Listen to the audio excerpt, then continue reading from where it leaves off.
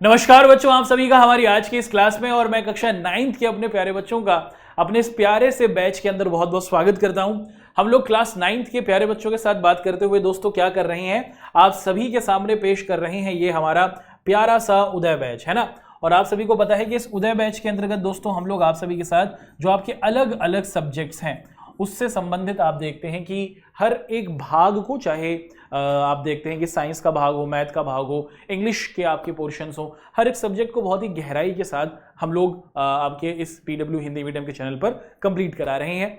कक्षा 9th का जो सोशल साइंस वाला भाग होता है दोस्तों, उसको आप लोग मेरे साथ डिस्कस करते हैं और हम लोग आप सभी के साथ ये जो हमारा सोशल साइंस वाला भाग है इसके अंतर्गत एक चैप्टर है जिसका नाम है वन, समाज और उपनिवेशवाद, और अलग अलग बोर्ड्स में इसको वन्य समाज के नाम से भी पुकारा गया है। तो कहीं पर वन समाज कहा जा रहा है, कहीं पर वन्य समाज कहा जा रहा है, तो इसको लेकर आपको बिल्कुल भी घबराना नहीं है ना। तो इसको हम लोग क्या देखते हैं दोस्तों, चैप्टर का नाम है वन्य समाज और उपनिवेशवाद या फिर वन समाज और उपनिवेशवाद। और इस चैप्टर का हम लोग क्या करने वाले हैं दोस्तों, अपनी आज की इस क्लास में लेक्चर नंबर 2 डिस्कस करेंगे। ये जो चैप्टर है दोस्तों, आप लोग देखते हैं कि हमारी जो इतिहास नामक पाठ्य पुस्तक है उसके अंतर्गत हमें देखने को मिलता है, हिस्ट्री में काफ़ी इंटरेस्टिंग और काफ़ी ही महत्वपूर्ण हमारा ये चैप्टर हमें देखने को मिलता है। तो उदय बैच से संबंधित हमारा ये चैप्टर होगा। चैप्टर का नाम है वन्य समाज और उपनिवेशवाद और लेक्चर नंबर 1 में हम इस चैप्टर से संबंधित बहुत सारी बातों को डिस्कस कर चुके थे, है ना। तो दोस्तों चलिए शुरुआत करते हैं और आप सभी के साथ ये समझने की कोशिश करते हैं कि हम लोग अपनी आज के इस क्लास में क्या पढ़ेंगे। हम लोग सबसे पहले अपनी आज की इस क्लास में समझने की कोशिश करेंगे कि वन कानून और कृषि क्या है। उसी के साथ साथ हम देखते हैं कि बहुत से शिकारियों का प्रभाव पड़ता है भारत के अंदर, भारत के जंगलों पर।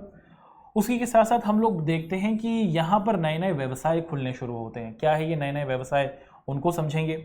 फिर बात करेंगे बस्तर की कहानी के बारे में। क्या है बस्तर की कहानी, बस्तर क्या है उसको समझेंगे और वहाँ पर लोगों में किस तरीके से डर का भय बन गया था उसको समझेंगे। तो अब तक हम लोगों ने दोस्तों इन बिंदुओं को अपनी आज की इस क्लास में समझने की कोशिश करेंगे।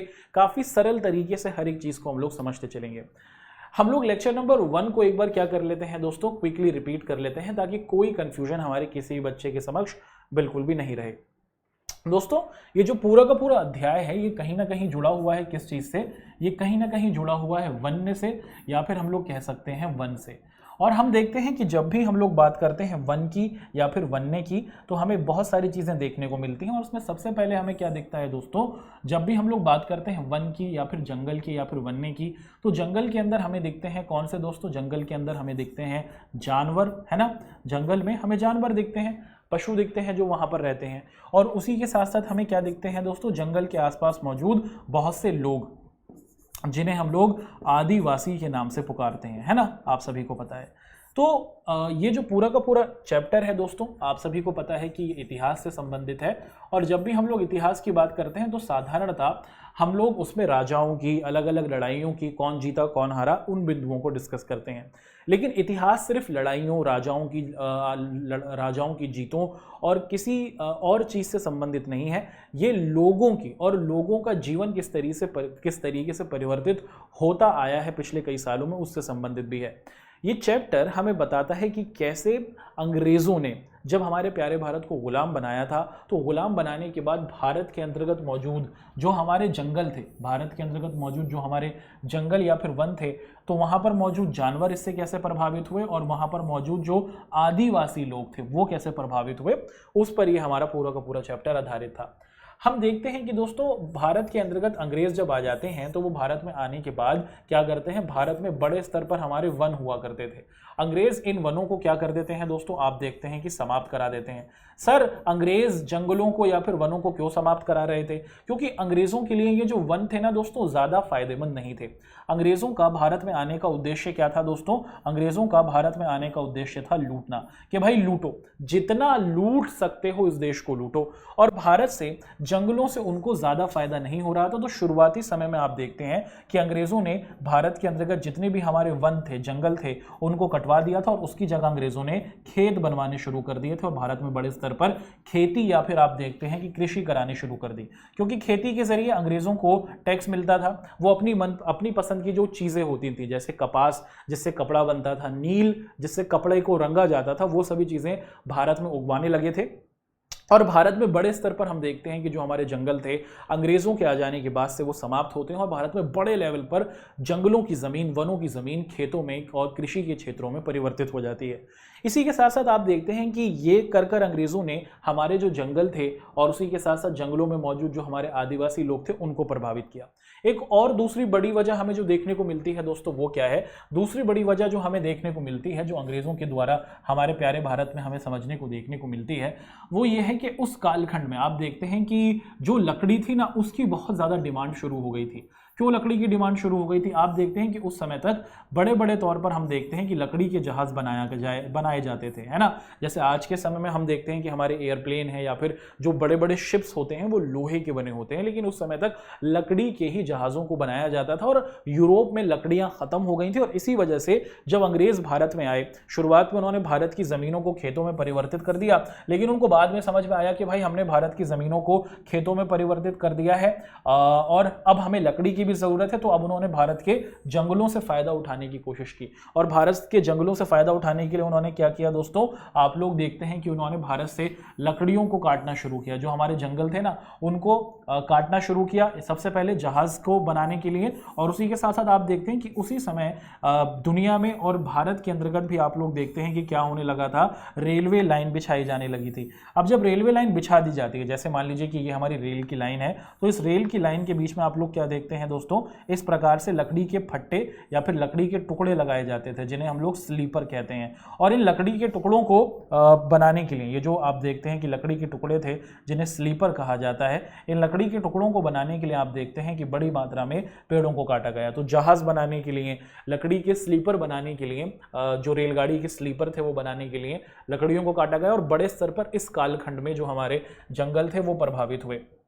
इसी के साथ साथ अंग्रेज जब भारत के अंतर्गत आ गए तो उन्होंने भारत में आ जाने के बाद क्या किया दोस्तों? हमारे आदिवासी लोगों को प्रभावित करने के लिए क्या किया? उनको समझ में आया कि भारत के जंगल तो बहुत ज़्यादा क्या है दोस्तों, का बहुत ज़्यादा एक तरीके से समृद्ध हैं, यहाँ पर भिन्न भिन्न प्रकार के जंगल देखने को मिलते हैं। तो उन्होंने भारत के अंतर्गत क्या किया दोस्तों? आप लोग देखते हैं कि बहुत सारे कानून बनाए, विशेष कानून अंग्रेजों के द्वारा बनाए गए और इन कानूनों के जरिए उन्होंने क्या कर दिया? भारत के ही लोगों को, भारत के ही जो आदिवासी जनता थी जिनका ये जंगल था, उन्हीं को इन जंगलों में जाने पर प्रतिबंध लगा दिया और भारत के इन जंगलों को आरक्षित जंगल कह दिया कि भाई ये जो जंगल है जहां पर बहुत ज़्यादा कीमती लकड़ियां थीं उनको आरक्षित जंगल कहा और ये कह दिया कि यहाँ पर सिर्फ अंग्रेज लोग ही जाएंगे, भारत का कोई भी व्यक्ति इनमें नहीं जाएगा। और जिन जंगलों में आप देखते हैं कि कमज़ोर लकड़ियाँ थीं, जो ज़्यादा मूल्यवान नहीं थी, वो भारतीयों के लिए छोड़ दी, वो भारत के आदिवासियों के लिए छोड़ दी। तो कुछ इस तरीके से अंग्रेज़ों ने क्या किया था दोस्तों? हमारा जो पूरा का पूरा भारत रहा था उसके अंतर्गत मौजूद जो जंगल के आसपास मौजूद जो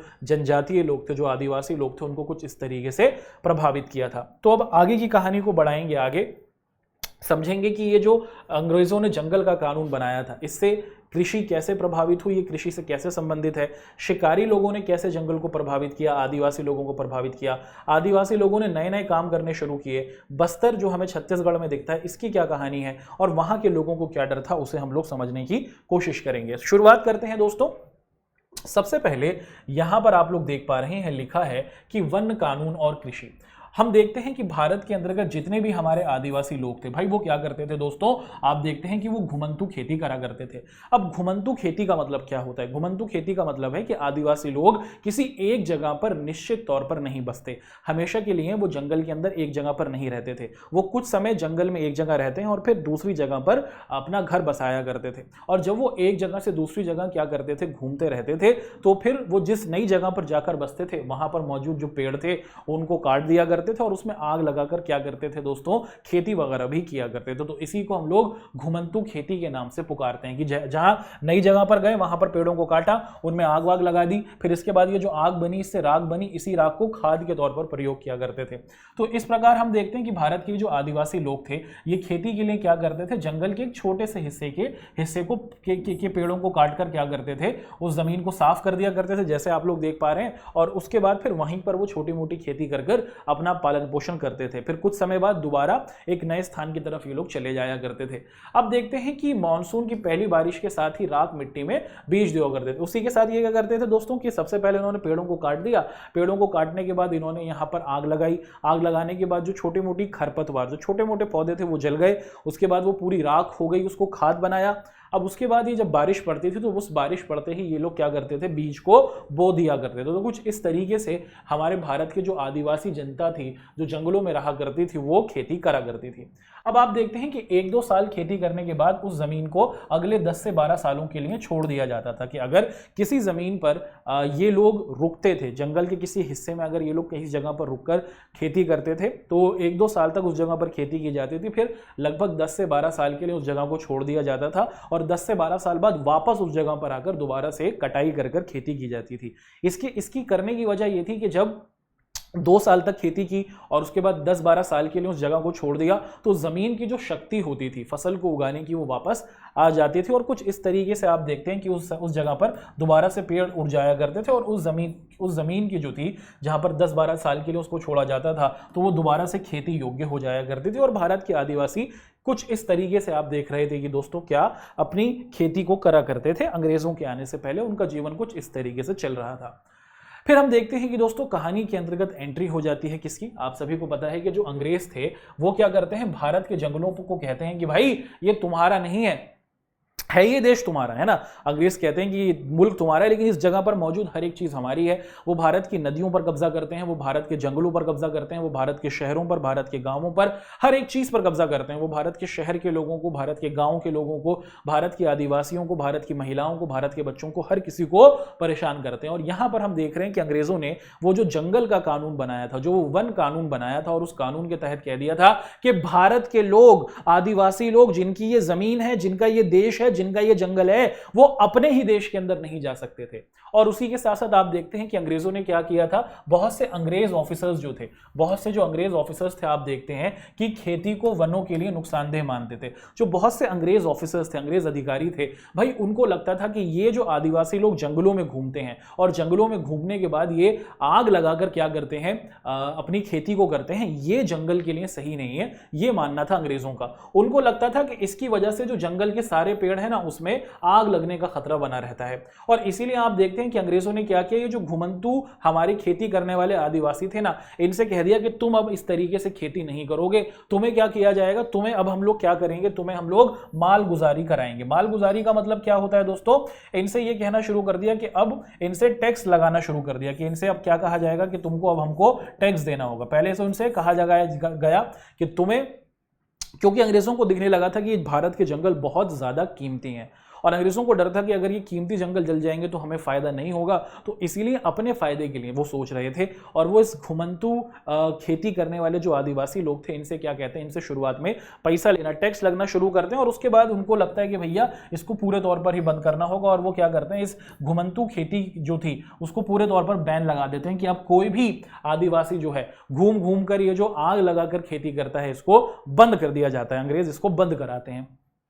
अब ये जो नए कानून बना दिए जाते हैं, है ना, ये जो नए कानून बना दिए गए, इससे जो भारत के आदिवासी लोग थे, जो सालों से आपको दिखता है कि सदियों से इसी तरीके से अपना जीवन गुजार रहे थे, उनके लिए क्या होता है दोस्तों, ये जो एक चेंज आता है वो बहुत ज्यादा आप देखते हैं कि तकलीफदायक होता है। बहुत ज्यादा आप देखते हैं कि भारत के आदिवासी लोग इस नए कानून के बनने से प्रभावित होते हैं और कई परिवारों पर इस पर आप देखते हैं कि बहुत ही विपरीत प्रभाव देखने को मिलता है। बहुत से जो लोग थे ना दोस्तों, उनको क्या करना पड़ता है, उनको अपना पेशा यानी कि अपना काम बदलना पड़ता है। और पहले वो आराम से क्या करते थे, आदिवासी लोग, इनकी आवश्यकताएं कम थी, ये अपनी संस्कृति से जुड़े हुए थे, जंगलों में रहते थे, पेड़ पौधों से ही प्राप्त कर लिया करते थे फल फूल और उसी में जंगल के अंदर ही खेती बाड़ी कर अपना जीवन गुजारते थे। लेकिन जब इनको जंगलों में ही जाने पर प्रतिबंधित लगा दिया गया, जब इनको यह कह दिया गया कि तुम खेती नहीं कर सकते, तो अपने परिवार को पालने के लिए, अपने बच्चों का पेट भरने के लिए आप देखते हैं कि बहुत से जो आदिवासी थे अब वो शहरों की तरफ पहुंचना शुरू होते हैं और शहरों में पहुंचकर आप देखते हैं कि क्या करते हैं दोस्तों,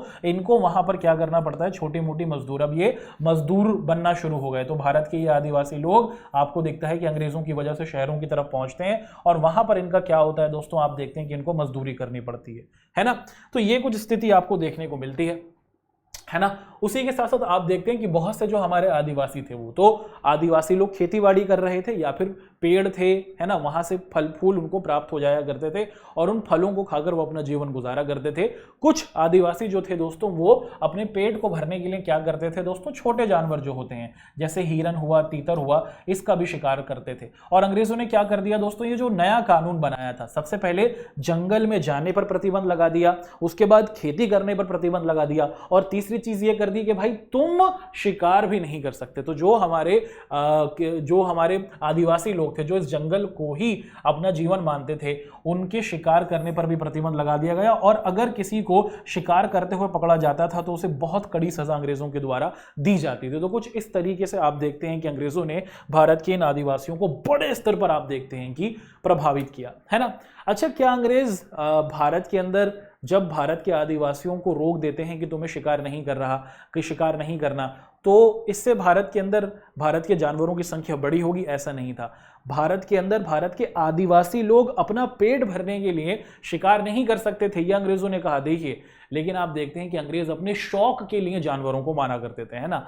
लेकिन आप लोग क्या देखते हैं दोस्तों कि बहुत से जो भारत के उस समय के राजा थे और बड़े बड़े जो अंग्रेज अधिकारी थे वो जानवरों का शिकार उस समय किया करते थे। यानी कि जानवरों को अगर मारना है तो राजा लोग या फिर अंग्रेज अधिकारी लोग अपने शौक के लिए मारेंगे, लेकिन आप देखते हैं कि जो जनता थी जो अपना पेट भरने के लिए उन जानवरों को मार रही थी, उनके प्रति उन पर उन लोगों ने प्रतिबंध लगा दिया था।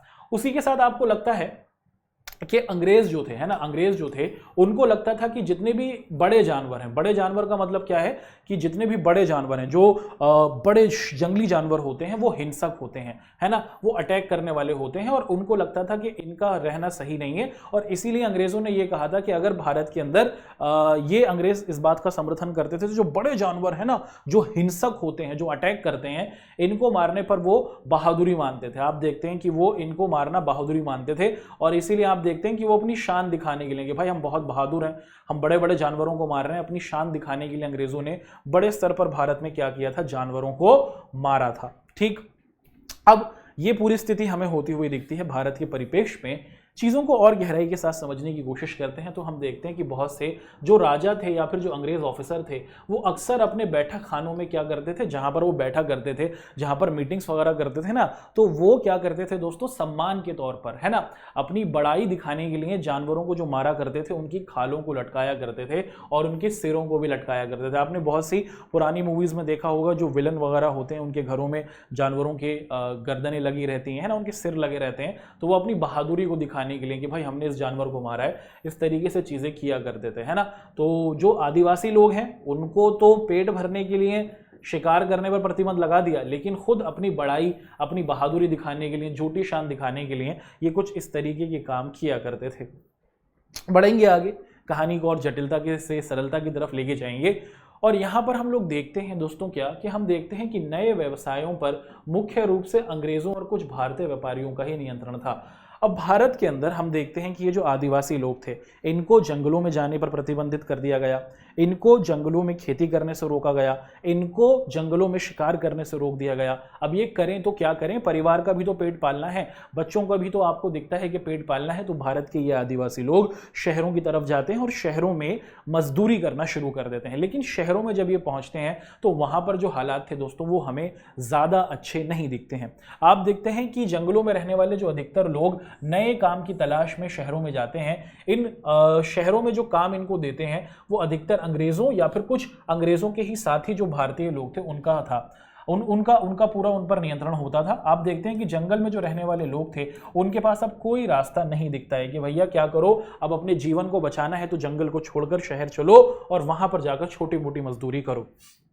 भारत में झारखंड हुआ, उड़ीसा हुआ, छत्तीसगढ़ हुआ, यहाँ से आप देखते हैं कि कई लोग असम और पश्चिम बंगाल में चाय के बागानों में काम करने के लिए लेके जाया जाता है। अंग्रेज कहते हैं कि हाँ तुम्हें जंगलों में जाने नहीं देंगे, तुम्हारे जंगल में जाने पर प्रतिबंध लगा दिया, जंगल में खेती नहीं करने देंगे, जंगल में शिकार नहीं करने देंगे। लेकिन आप देखते हैं कि अब लोग करें तो क्या करें, पेट पालना है तो क्या करें। फिर कहा जाता है कि इनको अंग्रेजों ने उस समय भारत के अंदर बड़े बड़े चाय के बागान, कॉफी के बागान लगाए थे। बागान का मतलब बड़े बड़े बाग, है ना। तो इन बागों के अंदर दोस्तों आप देखते हैं कि चाय की खेती होती थी और इसके लिए मजदूरों की जरूरत थी। तो इन्हीं आदिवासी लोगों को आप देखते हैं कि चाय के जो बागान थे, चाय के जो खेत थे, उनमें मजदूर बनाकर ले जाया जाने लगा था।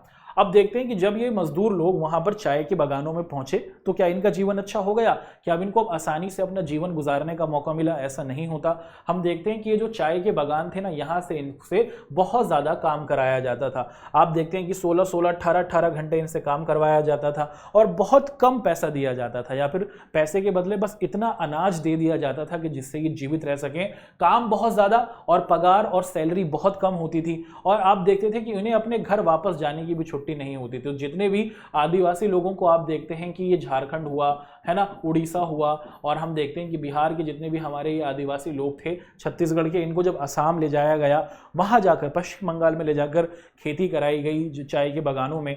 अब इनको बहुत ज़्यादा काम करवाते थे, बहुत कम पैसा देते थे, बहुत खाने लायक सामान दिया जाता था कि सिर्फ इनका जीवन चलता रहे, ये जीवित रहें, काम करते रहें। अगर ये वापस आना चाहें तो वो भी नहीं कर सकते थे, इनको लॉक कर दिया था उस पूरे बागान में कि तुम बाहर भी नहीं जा सकते, है ना। कोई छुट्टी भी आप देखते हैं कि इनको नहीं मिला करती थी। तो बहुत ही आप देखते हैं कि दयनीय जिंदगी इन लोगों की हुआ करती थी। कई खानाबदोश आदिवासी लोग अभी भी क्या थे दोस्तों, जंगलों के उत्पाद धंधों में लगे हुए थे। क्या सारे आदिवासी लोगों ने जंगल को छोड़ दिया था? ऐसे नहीं थे। बहुत से जो खानाबदोश का मतलब जो एक जगह से दूसरी जगह तक खाने की तलाश में घूमते रहते हैं, ये जो आदिवासी लोग इसी तरीके का जीवन गुजारते हैं। आप देखते हैं कि बहुत से जो आदिवासी लोग थे वो अभी भी जंगलों के आसपास में ही छोटे मोटे काम धंधे कर रहे थे, लेकिन अधिकतर चाय के बागानों में मजदूर बन चुके थे। आगे की कहानी हम देखते हैं, यहां पर डिस्कशन होगा बस्तर का दोस्तों, ठीक है। तो ये अंग्रेज़ों ने कैसा कानून बनाया, इस कानून के बन जाने के बाद किस तरीके से भारत के आदिवासी लोग प्रभावित हुए थे, इस कानून के बन जाने से हमारे आदिवासी लोगों का जीवन किस तरीके से प्रभावित हुआ, वो आदिवासी लोग जो स्वतंत्र थे वो अंग्रेज़ों के एक तरीके से गुलाम बनते हुए हमें दिख जाते हैं चाय के बागानों में। यहाँ पर हम लोग डिस्कशन करेंगे दोस्तों बस्तर नामक इलाके के बारे में, है ना। तो दोस्तों आप देखते हैं कि ये जो बस्तर है ना, ये कहाँ देखने को मिलता है दोस्तों, ये हमारा भारत का मानचित्र, और भारत के मानचित्र में ये छत्तीसगढ़ राज्य, और छत्तीसगढ़ के अंदर ये जो हमारा क्षेत्र है दोस्तों, ये एक जिला है ना। आप देखते हैं कि बस्तर एक जिला पड़ता है छत्तीसगढ़ के अंतर्गत, और आप देखते हैं कि यहाँ पर अलग अलग हमारे आदिवासी समुदाय रहा करते थे, जैसे मरिया हुआ, मुरिया मुंड हुआ, धुरबा हुआ, भतरा हुआ, है ना, हलबा हुआ। ये कुछ अलग अलग आदिवासी कम्युनिटी के लोगों के नाम है, और इन सभी की अलग अलग भाषाएं हुआ करती थी। हालांकि इन सभी के जो रीति रिवाज थे ना, वो एक दूसरे के हुआ करते थे। तो जो बस्तर का जिला है छत्तीसगढ़ में पड़ता है, यहाँ पर बड़ी मात्रा में आदिवासी देखने को मिला करते थे। इन सभी आदिवासी समुदायों की बात की जाती है तो इसमें मरिया हुआ, मरिया मुंड हुआ, या फिर आप देखते हैं कि धुरबा हुआ, तो ये कुछ आदिवासी समुदाय रहे हैं। उसी के साथ साथ इन सभी आदिवासी समुदायों की अलग अलग भाषाएं थी, और इनके भाषाएं तो अलग अलग थी, लेकिन रीति रिवाज आप देखते हैं कि पूजा पाठ करने के तरीके, जीवन गुजारने के तरीके, एक समुदाय का एक प्रधान होगा, वो सभी एक जैसे ही हुआ करते थे। और ये जो आदिवासी थे, चाहे जो भी समुदाय हो, है ना, जो ये अलग अलग ग्रुप थे, ये पूरे तौर पर जंगलों पर ही निर्भर हुआ करते थे। और जंगल क्या थे दोस्तों, इनके मन में बहुत ज्यादा सम्मान थे, इनके लिए भगवान थे जंगल, है ना, क्योंकि जंगल से ही इनको हर चीज प्राप्त होती थी। उन्हें लगता था कि धरती जो है, सब कुछ जो है वो धरती से मिलता है। जितने भी हमारे ये आदिवासी समुदाय के लोग थे ना, इनको लगता था कि हर एक चीज धरती माता से ही प्राप्त होती है, जंगल से ही हमें प्राप्त हो रही है। इनका जीवन यही था। आप देखते हैं कि जंगल से इनको फल फूल मिल रहे हैं, इनको पानी मिल रहा है, ये शिकार कर रहे हैं, इनके घर भी वहीं थे, तो ये जंगल को अपना पूरा का पूरा आप देखते हैं कि जीवन माना करते थे। और ये धरती पर क्या करते थे दोस्तों, चढ़ावा भी चढ़ाया करते थे, यानी कि ये धरती की पूजा किया करते थे, है ना, धरती की ये लोग पूजा किया करते थे। और हर गांव का एक जो व्यक्ति था, वो अपने गांव की सीमा के लिए, आप देखते हैं कि हर गांव या फिर हर समुदाय का जो व्यक्ति था, वो क्या करता था, जंगल से जरूरी सामान लेकर आया करता था। तो जो समुदाय का व्यक्ति था वो जंगल से कुछ ना कुछ सामान लेकर आया करता था, और आप देखते हैं कि ये मुख्य तौर पर अपने अपने समुदायों के अंतर्गत रहा करते थे, ठीक है। अब छत्तीसगढ़ के इस इलाके में बहुत सारे आदिवासी समुदाय हमें दिखते हैं, और ये जो आदिवासी समुदाय थे दोस्तों, आप देखते हैं कि ये एक दूसरे के साथ भी लेन देन किया करते थे, है ना। जैसे हमने देखा कि बहुत सारे आदिवासी समुदाय थे, तो ये जो आदिवासी समुदाय थे, जैसे मरिया मुंड हुआ, ये एक दूसरे के साथ क्या करते थे, सामानों का लेन देन भी किया करते थे। तो एक छोटे से शुल्क के बदले, मान लीजिए कि एक समुदाय यहाँ पर रहता है, दूसरा आदिवासी समुदाय यहाँ पर रहता है, तो अगर आप इस जगह से इस जगह पर जाएंगे तो आपको यहाँ पर एंट्री करने के लिए थोड़ा बहुत टैक्स, थोड़े पैसे देने पड़ते थे, कुछ चीज़ आपको एक्स्ट्रा देनी पड़ती थी। और जब आप यहाँ से वापस जाएंगे तो आपको कुछ थोड़ा बहुत टैक्स वापस देना पड़ता था। तो लोग क्या करते थे दोस्तों, एक समुदाय से दूसरे समुदाय में जाते थे, व्यापार किया करते थे और चीज़ों को आप देखते थे कि ये लोग एक दूसरे के साथ एक्सचेंज या फिर बदला भी करते थे। और ये जो छोटा सा ये टैक्स देना पड़ता था, ये जो शुल्क देना पड़ता था, इसी को ये लोग देवसारी या फिर डांड या फिर मान कहते थे। तो अगर एक जगह से दूसरी जगह ये लोग जा रहे हैं तो एक नए इलाके में जाने के लिए इनको देवसारी, मांड या फिर आप देखते हैं कि डांड देना पड़ता था, है ना। यानी कि एक जगह से दूसरी जगह जाने के लिए इनको पैसे की आवश्यकता होती थी देने के लिए, है ना। उसी के साथ साथ आप देखते हैं कि जब अंग्रेजों के द्वारा वनों के 2/3 हिस्से को आरक्षित घोषित कर दिया गया था। आरक्षित का मतलब कि अब इन जंगलों में तो कोई जा ही नहीं सकता, कि अब जंगलों का आप देखते हैं कि लगभग 70% जो हिस्सा है वो क्या कर दिया गया, अंग्रेजों ने कह दिया कि अब ये हमारा है, ये पूरे के पूरे जंगल हमारे हुए। 70% जो हैं जिनको आरक्षित जंगल कहा, जहां पर मूल्यवान लकड़ियां थी, बहुत अच्छे फल फूल थे, अब कोई भी आदिवासी इनमें नहीं जा सकता था।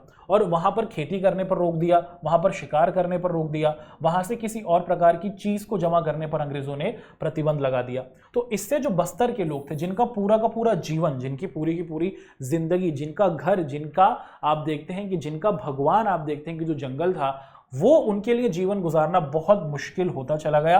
और इस स्थिति में जो कुछ लोग थे उन्होंने आरक्षित क्षेत्र में ही क्या करा दोस्तों, रहने की अनुमति मिल गई। आप देखते हैं जो कुछ लोग थे वो क्या करते हैं, वो आरक्षित जंगलों के अंदर अनुमति प्राप्त करते हैं। क्या है इसकी कहानी को, उसको हम लोग यहाँ पर समझते हैं।